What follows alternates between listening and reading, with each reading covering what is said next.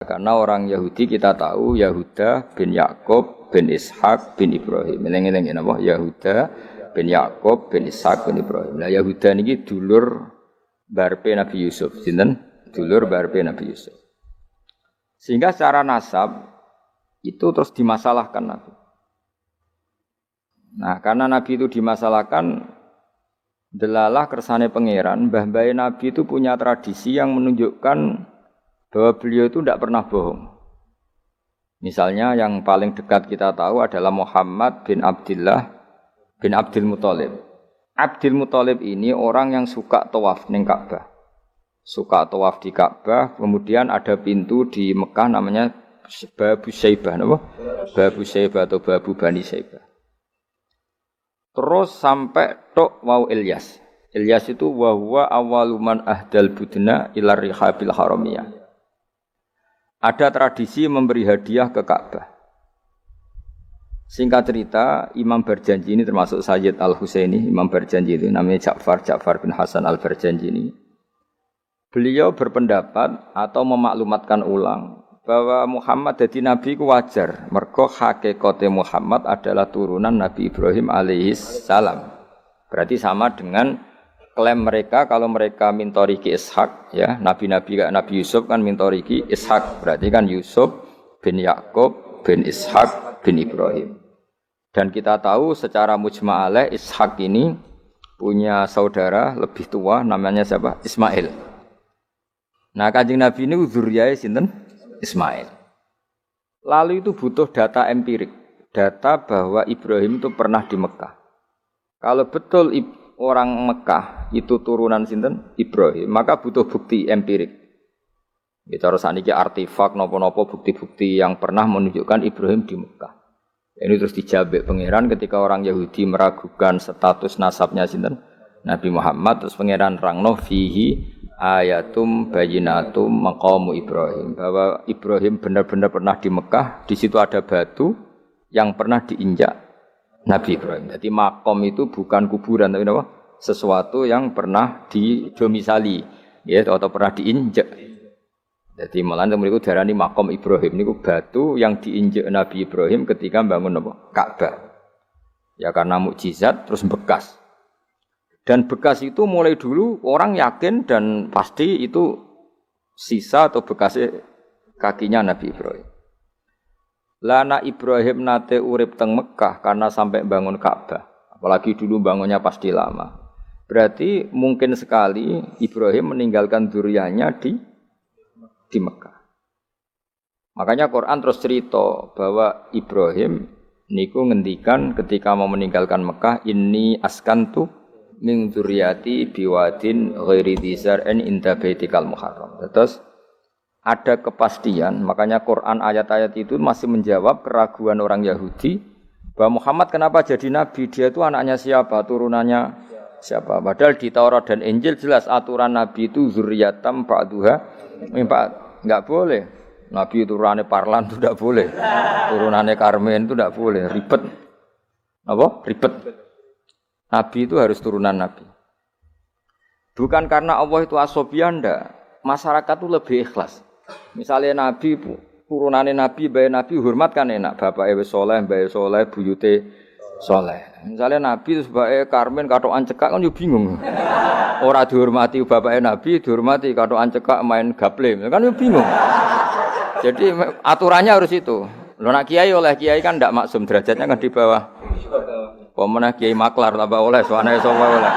Ini masalah Nabi apa? Orang yang spesial. Itu harus bapaknya spesial, mbahnya spesial, buyutnya spesial. Sehingga aturan jadi Nabi itu memang harus dzurriyyatam ba'du hamba. Kalau kiai boleh. Pemenang maklar tambah boleh. Tapi kalau Nabi tidak boleh.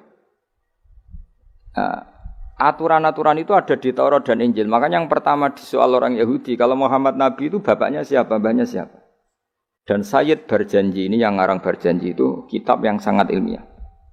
Makanya kata Mbah Mun, meskipun ada simtuduror, orang itu enggak boleh meninggalkan Barjanji. Karena kitab madaih yang mamlu'ah bil ilmi itu Barjanji.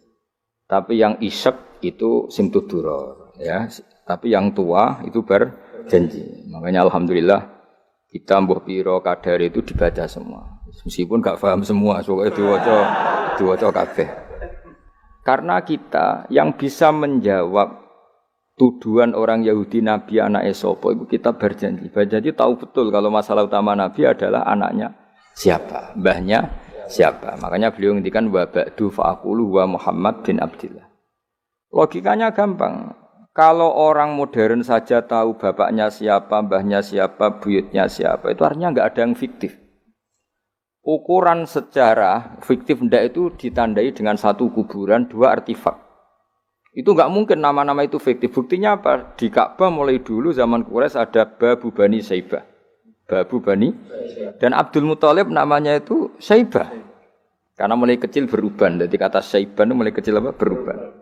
Karena perilakunya terpuji terus wong Mekah darani Saibatul Hamdi, napa? Saibatul Hamdi. Nah, karena dia pernah melayani saudaranya Hashim namanya Muthalib. Ya kita tahu Muhammad bin Abdillah bin Abdul Muthalib bin Hashim. Nah, Hashim ini punya saudara namanya Muthalib, napa? Nah, Abdul Muthalib kecil itu pernah derek Muthalib pamannya ya. Abdul Muthalib kecil berarti Saibah ini apa? Pernah derek pamane sing bernama Muthalib. Muthalib wonge gaya, pasti takoki wong, "Iku apa budakku?" Sehingga Saibah itu terus diceluk Abdul Muthalib. Ya rodok sial lah sini. Jadi pamannya itu gaya, kan ganteng. Saibah ini ganteng. Kalau jalan-jalan sama pamannya, jenenge sinten? Muthalib. Niku diaku budake. Iki sapa? Abdi, iku budakku. Terus akhirnya jenenge Abdul Muthalib. Dadi wong Arab paham ya? Tapi namanya Saibah, napa? Saibat, makanya wasmuhu Saibatul Hamd. Mane karo asa iskal, mbaya Nabi ono jenenge Kilab. Kilab maknane asura ngono le mikir jenenge iku Hakim. Ya namanya Hakim. Nah, dulu kalau orang berburu itu melibatkan anjing. Karena sering berburu melibatkan anjing disebut Kilab. Jadi maknane Kilab ya orang yang berburu dengan anjing. Ojo kok langsung mbok maknane Kilab, asu. Oh, kasus yo. Kasus. Makanya itu hebatnya Imam Berjanji. Beliau darani wasmuhu Hakim bin Murrah. Jenenge Kilab iku Hakim. Ya paham napa? Jenenge Kilab niku Hakim. Sebagian ulama darani Kilab itu isim sifat. Napa?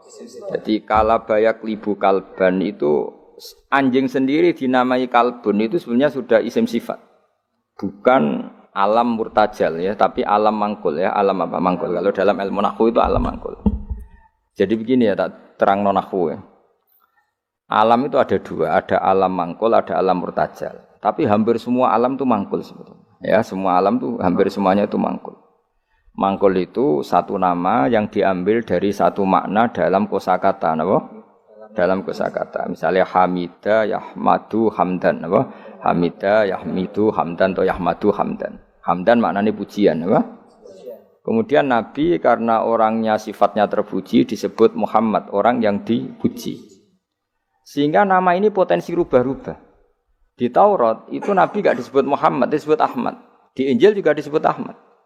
Itu tidak masalah karena Hamida Yahmadu ya, seorang lagi Hamida Yahmadu. Berarti kalau ingsun Ahmadu, saya muji.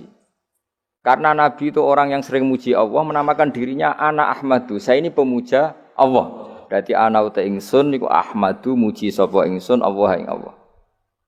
Sehingga ketika Nabi misalnya di Injil disebut Farqalit, Munahama, enggak masalah. Selama ini klaimnya orang Yahudi dan Taurat, di Injil Taurat itu enggak ada kata Muhammad. Ya tentu enggak ada karena Injil Taurat itu bahasa Ibrani, no?